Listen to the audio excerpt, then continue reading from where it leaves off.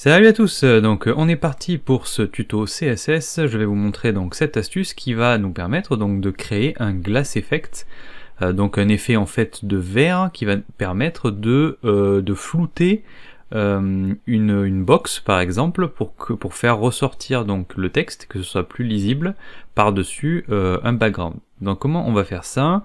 Donc là j'ai un index.html, un classique, qui est relié donc à un normalize.css, donc ça c'est un reset en fait, qui reset un petit peu toutes les balises principales de CSS, donc là que vous pouvez voir ici.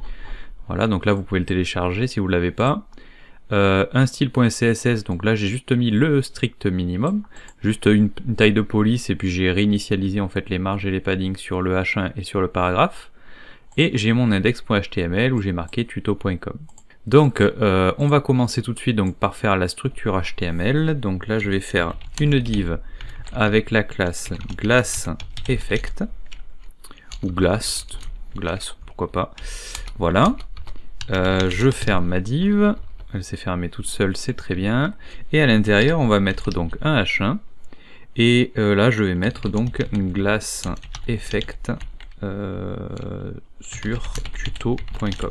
Allez, voilà. Donc là, si j'actualise, vous voyez que j'ai bien mon titre. C'est parfait.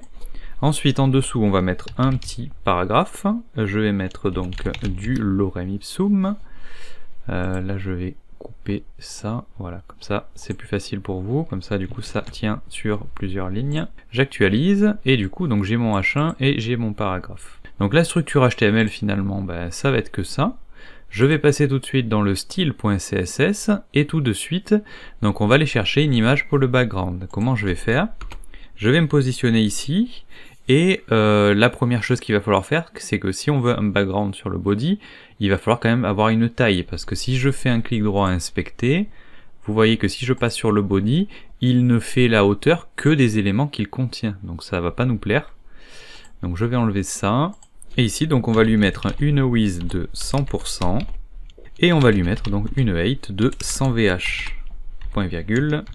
J'actualise, et cette fois, si je fais inspecter, que je passe sur la balise body, vous voyez que toute la zone bleue, donc ça c'est tout le body en entier, et vous voyez que il fait donc bien 100% de hauteur, enfin 100 VH. 100 viewport. 8. Voilà, donc ça fonctionne très bien. Maintenant, je vais mettre un background. Donc là, si je fais background, et je mets, donc là, si je mettais une couleur, comme ça, on aurait donc du noir. Voilà. Donc moi, ça m'intéresse pas, je vais mettre une image. Donc par contre, j'ai pas d'image, j'ai pas pris d'image à dispo, donc je vais faire URL. Ici, on va la mettre en center, c'est-à-dire que le background, il va partir toujours du centre en haut, enfin verticalement et horizontalement, et on veut pas que ça se répète, tout simplement. Donc là, je mets no repeat, et pour l'instant, on va mettre donc une image, et en fait, je vais vous montrer un petit site. Donc là, Unsplash, je pense que vous connaissez. Par contre, Unsplash Source, c'est pas forcément connu, et du coup, ça nous permet d'avoir une image random, donc c'est cool. Donc là, vous pouvez copier ça à cet endroit-là. Et ce qu'on va rajouter, donc là il vous le dit, hein, vous pouvez rajouter slash la largeur et la hauteur. Donc nous on va faire slash 1920 par 1080. Voilà, du Full HD. Le style.css, je vais faire aussi un toggle wrap. Voilà, ça c'est mieux. J'actualise et du coup vous voyez que j'ai une image. Donc là je peux faire F5 et en fait j'ai toujours une image différente. Donc c'est à peu près, voilà, comme ça au moins c'est l'effet voulu, surtout pour le tuto, comme ça m'évite d'aller chercher une image, et vous voyez que c'est très rapide pour faire des tests. Surtout quand vous faites par exemple un portfolio, vous pouvez mettre que des sources Unsplash quand vous faites l'intégration, puisque peu importe, vous allez pas en fait vous découper des images ou aller les télécharger. Mais pour avoir donc l'effet lors de votre intégration HTML, c'est bien d'utiliser des services comme ça, puisque après, si vous êtes amené à faire un portfolio qui sera administrable sur WordPress, ce sera des images que vous enverrez dans l'administration.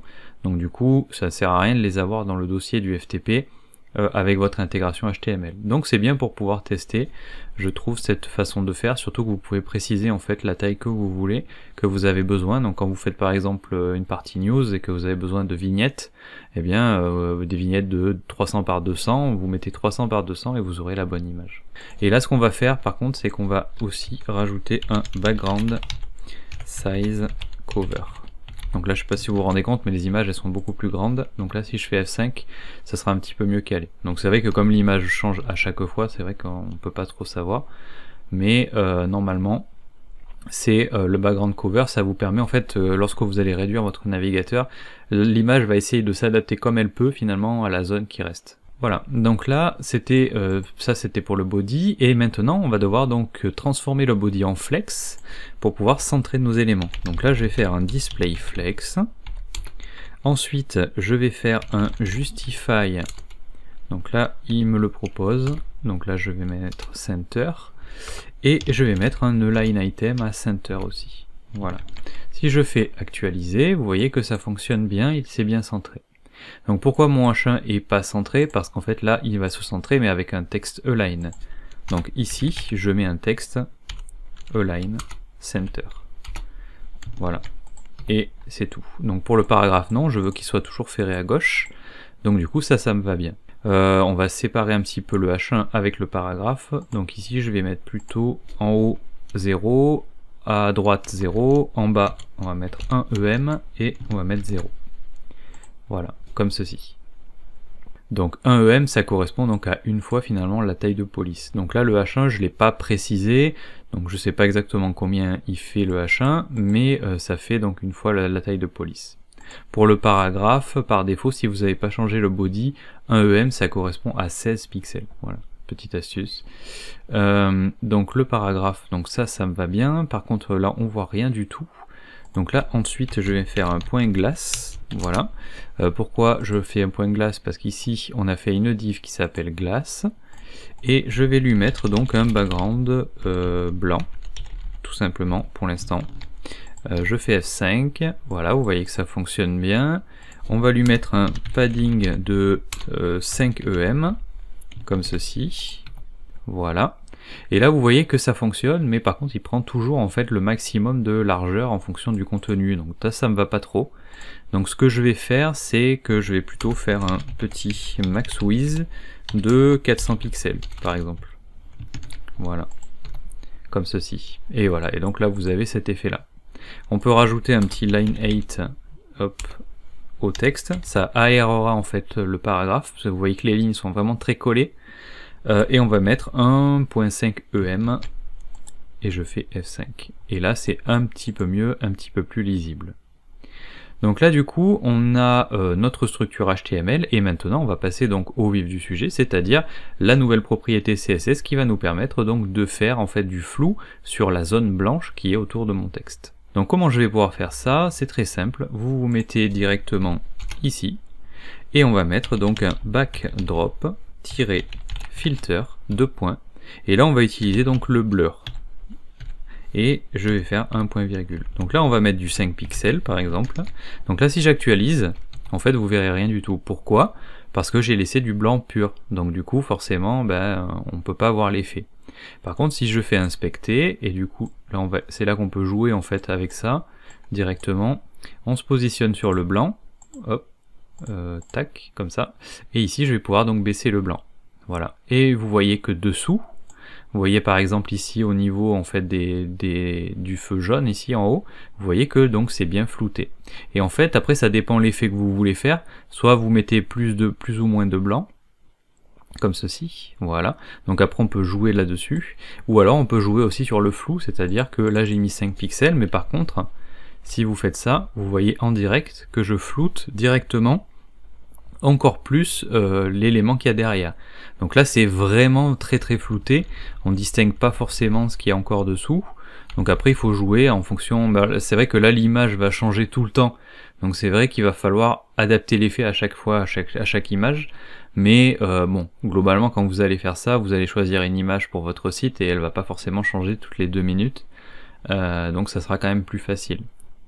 Donc là je peux laisser par exemple un blur à 10, et j'avais mis ici, j'avais mis un RGBA, donc ici vous pouvez mettre RGBA 255, voilà, 0.5, ça veut dire 50% de blanc, et ici j'avais mis donc un 10.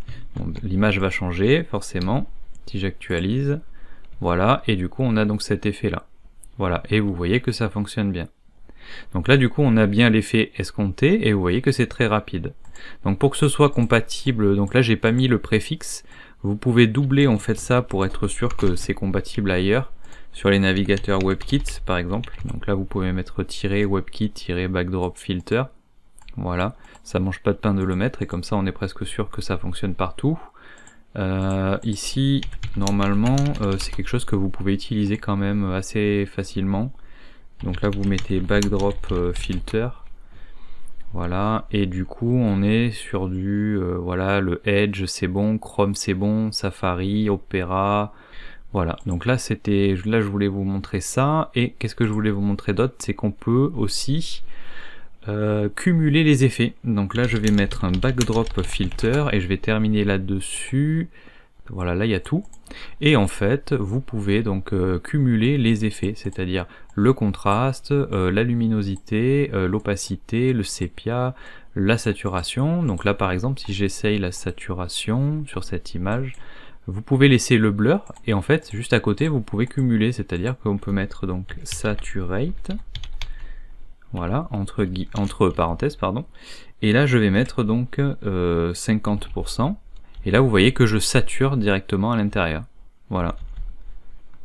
Donc là je garde finalement. Donc là si je vais à 0, je suis à 0 de saturation. Et après du coup je vais donc j'exagère en fait. Mais c'est pour vous montrer que vous pouvez cumuler. Voilà, donc écoutez, j'espère que ce petit tuto CSS vous a plu, que vous allez essayer donc de le reproduire sur votre prochain site. Je peux vous donner un exemple d'utilisation aussi, donc là on l'a fait sur une box, mais ça peut être par exemple sur un menu, tout simplement, qui serait par exemple fixé en haut avec les éléments de menu à l'intérieur, sur un fond blanc. Et quand on va commencer à descendre sur le site, le menu va rester fixe, mais par contre, en mettant ce backdrop filter blur, vous allez donc flouter finalement tout ce qui va passer dessous. Et donc on aura un menu qui sera vraiment très visible sur un fond blanc au début, mais par contre il sera toujours visible, lisible surtout, quand on va descendre sur le site, puisque tout le contenu même textuel va être flouté quand ça va passer dessous. Donc on verra vraiment vos éléments de menu correctement, et ça peut faire un effet sympa. Voilà, bah écoutez, je vous dis à bientôt pour de nouvelles astuces, de nouveaux tutos, de nouvelles formations, toujours sur tuto.com. Allez, bye!